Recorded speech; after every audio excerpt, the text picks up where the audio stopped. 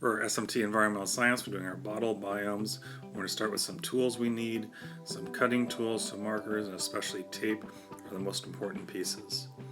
We have our seeds. Rocks are especially important, and also the soil. Okay, so we have some bottles that we're going to make into a terrarium. We have a total of 3 bottles we're going to be making cuts with.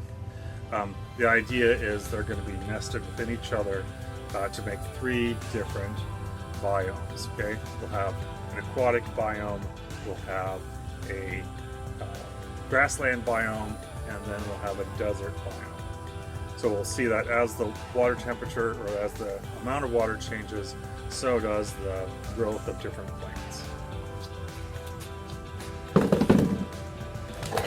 So the first thing we're going to need to do is make our cut. So if you look at the diagram, you're going to see I'm going to make 3 different cuts. The first one's across the top. Okay. Make sure you have the biggest bottles you can, 3 identical ones. Ideally you have like a 3-liter bottle if that's possible, or a half-gallon water bottle. Okay, this is 1.5 liters. Alright, so when you're making cuts, always be careful. Make sure an adult is present and aware of what you're doing. What I'm going to use is I'm going to use a box cutter and cut it along the lines according to the diagram. Alright, so we're going to be making some cuts here. Make sure you mark the different bottles and where you're going to cut them. Make sure you have permission from your parents to make the cuts and you're doing this in a safe manner. Never put your hands in front of the knife, but keep it off to the side so that it's safe. And I found it's good to start the cut with the knife and then to move to scissors.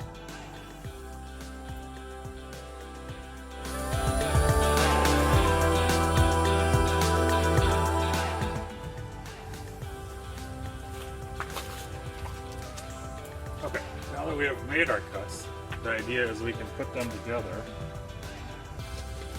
and sort one into the next one. Okay, and then that will become our 3 different terrariums with the lid. Okay, so this is our base unit. Okay, so we're making our 3 separate piles of moss and seeds. We can start with the moss and sunflower seeds and move on to what you have available in the store now. The stores have been switching over from their summer stock to their fall stock, so I used peas and dill and sunflower seeds, and then finally beans. It's important to follow the directions of the planting that is on the packaging. For example, the beans said to soak in water. The depth of the seeds that will be planted will also be noted on the packaging. Once we have all the 3 piles sorted, we're going to add our soil to the bottom layer. This is the marine layer. And then following the directions of the seeds, we'll add our different ingredients in there and mix with the soil.